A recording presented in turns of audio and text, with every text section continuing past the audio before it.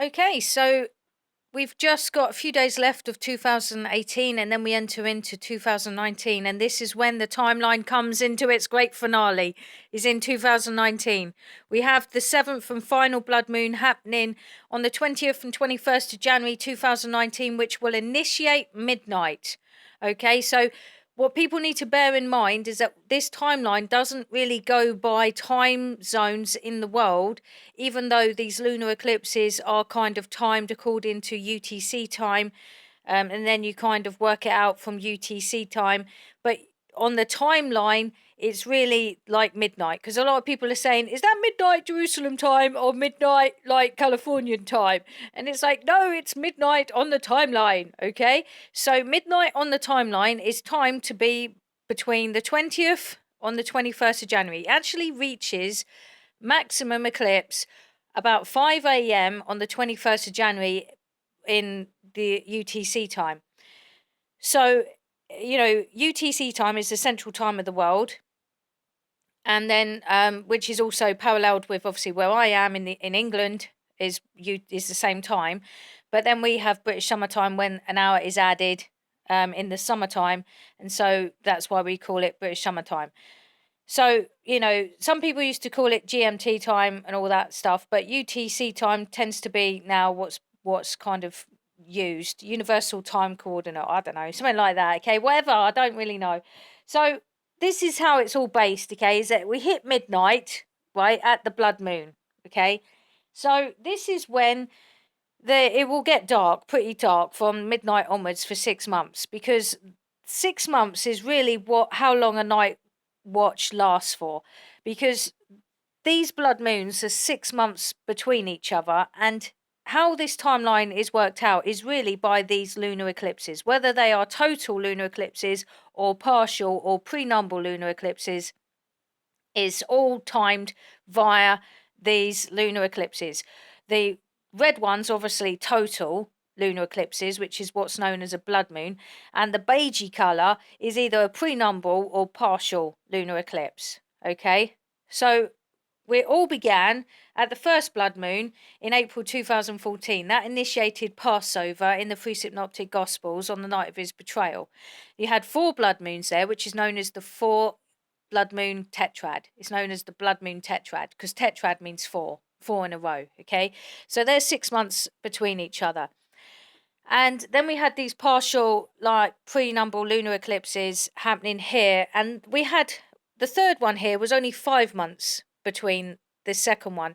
So this was interesting because this is when we had the 13th month added. And this is where the time kind of made into a shift of there being this kind of 13th month added onto the Hebrew calendar that pushed the time of darkness over just a little bit for the time frame of the Gospel of John up the top bar there, which is why between the 6th and the 9th hour, we have these 2 parallels of time going on between the 3 synoptic Gospels on the bottom blue bar there, and then the top bar being the Gospel of John, because when Mary went to the tomb, it was sunrise in the Gospel of Mark, and yet it was still dark in the Gospel of John, which is why the 9th hour is paralleled over with the 17th day, because that shows it happening there. So we have these 3 blood moons here that obviously are, again, sign pointers for the night watches, because the blood moons are signs for the night watches.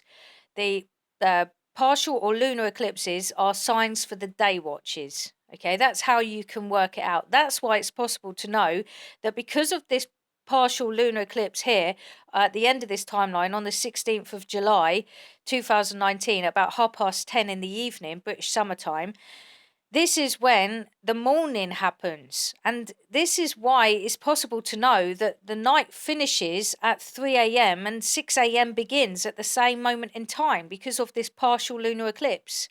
This is a sign, as I've said, for the day watch.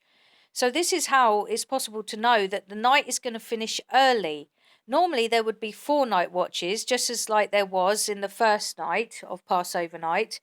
On the night of his betrayal, there were 4 blood moons, and this one only has 3. And this is significant because it's showing us that really this last night watch that we have, which is the third night watch between midnight and 3 a.m., is when this great big finale really is going to manifest. And so this is why there's going to be 6 months of darkness. Okay, now I don't think it will be physical. It may be physical, but I don't think it will be physical. It's more likely going to be spiritual, therefore it's going to be felt. Okay, so it will be from midnight until 3 a.m., which is 3 hours between the 6th hour and the 9th hour of the night. Now, this is when the betrayer is going to be revealed, is at midnight. And this is why I have proposed that that betrayer would be Barack Obama coming back to serve for a third term. Now, we have potentially 3 weeks for that to happen. It may happen, it may not happen. But one thing I know for clear is that, and for sure, is that this is when midnight begins. Okay? Now, if Barack Obama doesn't get back into office for a third term at this point, then I still hold to this timeline, even though there'll be many people that will say, oh, but you said Barack Obama was coming back to serve for a third term. The reason why I say that is because look where this blood moon happens and at what time of the year does this happen. This blood moon is going to be seen all across America on the 20th of January, going into the 21st of January. It's going to actually reach its full maximum eclipse at around midnight on the East Coast over Washington, D.C. It is really pretty much a sign, okay, of ominous signs.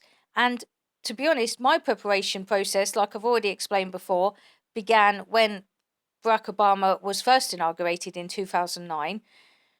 It can happen very quickly.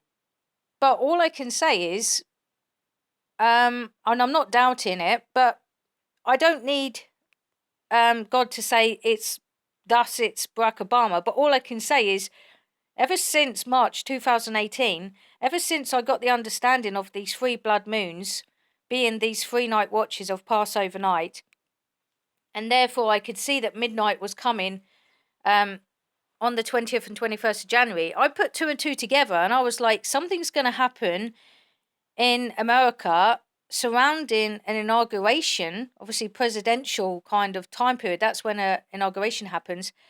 And, it's just like 2 and 2 equals 4. And I know a lot of people don't like to hear that. They like to say that it's not possible for Barack Obama to come back and serve for a third term. But this is what this timeline shows, is that a betrayer is going to be revealed at midnight. And it's pointing to America. It's pointing really to the East Coast. It's pointing to a time period when an American president would usually be inaugurated. He doesn't have to be elected by the people, but he could be elected by the Democratic House. Because isn't something happening on the 3rd of January or on the 7th of January where the House is going to be, I don't know, governed by the Democrats? I think, to be honest, the Lord is using a British person who's got no clue really about American politics in order to be able to kind of show what really is likely to happen. Now, this is really where things are going to take a turn in the world, and things are already taking a turn. Even in the British politics, it's starting to get a bit wobbly here, and a lot of horribleness is happening surrounding our politics. And I feel sorry a lot for Theresa May, because I think she's a great Prime Minister and she's getting bullied by the opposition party leader, and he's being quite mean, and I think he's a bully. And that's really what the betrayer is going to be like. He's going to be like a bully that will come on the scene. So we've got really 3 weeks to go until this dark time begins. And so what I'm proposing really in this video is that the most important thing out of everything is that you get your heart right. So that when this time begins, that you will be ready to be able to stand. Because, just supposing I am right in what I see coming, right? Just supposing Barack Obama does get back into office and serve for a third term in these next few weeks, it's going to happen very suddenly. If your heart isn't prepared, you're going to get so freaked out by that you're not going to be able to cope with what comes next in these next 6 months. So it would be best and most advisable, this would be my best advice for everybody, is that you take these 3 weeks right? And I'm going to personally start from New Year's Eve, because for me, the 21st of January is when things are going to begin from that time onwards. So I want to be ready by the 20th of January in order to get into the 21st of January. So I'm going to start New Year's Eve, and I'm going to do 3 weeks of really seeking the Lord and really like praying and fasting and abiding in the word. And I want you to do that. So if you don't hear from me in 3 weeks, that's what I want you to be doing. I may do videos, I may not. But what's most important is that we seek the Lord, make sure that we get our heart issue right. You might think, oh, I'm okay. I'm coasting along with the Lord just fine. I don't need to do anything. Well, this could be our final last 3 weeks to get ready before things change. When Judas arrived in the garden and with the soldiers and everything, it happened very quickly and suddenly. And Jesus knew what was coming, and he was full of sorrow and crying and very troubled in spirit. And he was with men who weren't perhaps that emotional, and they were like, what is up with Jesus? Why is he so kind of overtaken with all this sorrow? Man up, Jesus. But like, Jesus knew what was coming. They didn't know. And then at midnight, when Judas came with the soldiers, that's when they all became like cowards and ran away. So, you might think that you're strong, but then when midnight comes, this is when it's going to be found out to be where your strength is found in, isn't it? So, this is my advice to all my subscribers and to everyone who's come along and watched these videos and partaken of this timeline for at least the last 3 years. I just want to say, these last 3 weeks before the blood moon, just get ready in your heart. Spend these next couple of days before New Year's Eve comes. Think about how you're going to utilize these 3 weeks leading up to the blood moon.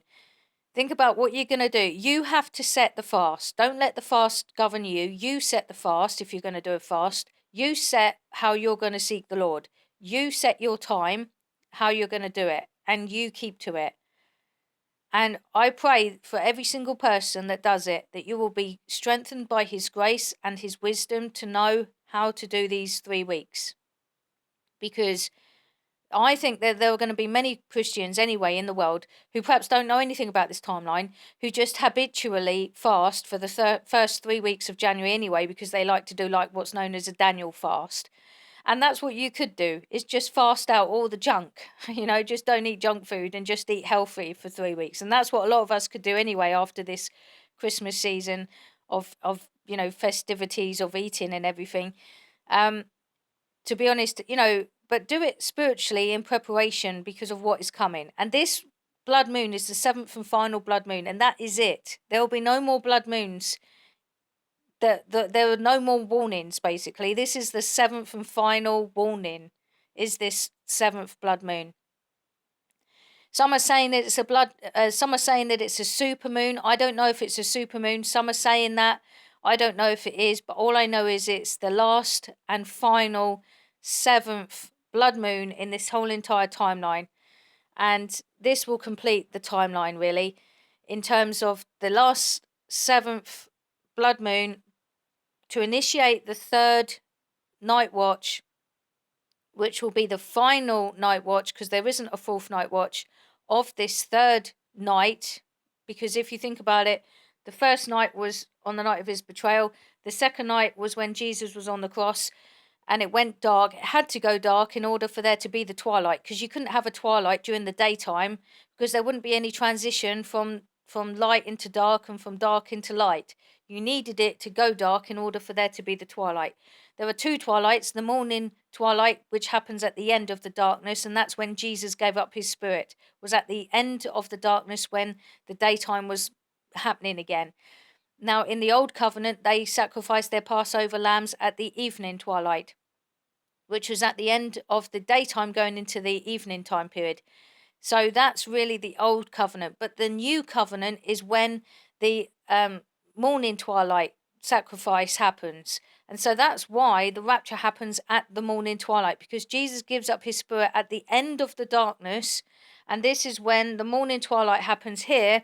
And this is when our Exodus truly is made manifest. We could see 6 months of revival ministry because this whole entire timeline also lasts 33 hours, which coincides with 33 years of Christ's life. And so midnight is the 30th hour, and therefore the ninth hour is the 33rd hour. So between the 30th and 33rd hour, we could be seeing 3 years of like ministry that Jesus did on earth, amalgamated into 3 hours of this timeline, which in our time is 6 months. So we could have obviously 6 months of miracles happen. I do still believe that Barack Obama will be put back to serve for a third term, even though there are many people that will want me to um, retract this whole entire timeline if nothing happens like that. But I'm just telling you how it is, how I see it. I haven't had a dream about Barack Obama. I know other people have, but I haven't had a dream about it happening. I just look at this timeline and I tell you what I see, and that is the duty of a watchman. I tell you that a betrayer is going to appear at midnight. That betrayer is going to be someone who will kind of set the ball rolling for this time period of it being dark for 6 months. And, that's all I'm saying is that this blood moon is happening all across America at the time when an inauguration would usually take place. Some have said that it's connected to do with Trump's second anniversary, that it's when he begins his third year in office. I don't believe it's connected to do with Trump because a betrayer is revealed at midnight. Trump's already in office. So it's not going to be him personally, it's going to be somebody else. And it's more than likely Barack Obama because, funnily enough, isn't it a bit odd that he makes appearances during midterm elections and his wife, Michelle Obama, has done a book and is, talking about her book and reminiscing on the times that they've had in the White House. It's all just like they're just trying to romance the stone, so to speak. They're just making it kind of seem like, oh, isn't it such a big loss that we're no longer in the White House anymore? And it's just making the world kind of yearn for them again. So I don't want this video to go on too long, and I don't want it to be about that because, I'm not into American politics. I just remember and know over the years of watching on YouTube that there haven't been good things said about Barack Obama in dreams and stuff. And I just believe that he's the beast, and the mark of the beast will come from potentially the Obamacare with the RFID chip stuff. And so, that's just how I see it. I'm just giving you the warning. It's up to you if you believe it or not. Faith is really those who believe without seeing, to be honest, and they get the reward. The doubting Thomases who want to believe when they see it, then you'll get some kind of blessing, but unfortunately you won't get the greatest joy of believing before seeing, because unfortunately you won't have prepared like others have. And Jesus will reward those better, to be honest, the ones that have believed without seeing, because more blessed are those who believe without seeing than those who believe with seeing. It's easy to believe with seeing, isn't it? I mean, that doesn't take much effort at all. And this is why I hold on to this timeline, because, I've banked my whole entire Christian life on it. 17 years of walking with the Lord. This is 17 years of my walk with the Lord. It is all summed up in these last 6 months of this timeline. And people who question me are really questioning my walk with the Lord of 17 years. And all I can say is, I stand before the Lord and I know that He loves me enough to not lead me astray. So I wouldn't be leading you astray because I know that He loves me. And I basically say that this timeline comes from the Father and it glorifies His Son. And that's really what's so amazing about this timeline, is that it's all centered around the passion of the Christ. And if anyone doubts this timeline, then they're not really understanding the centralness of the gospel, which is all about the glory of Christ. Well, God bless you, everybody, anyway, and probably catch up with you in 3 weeks' time.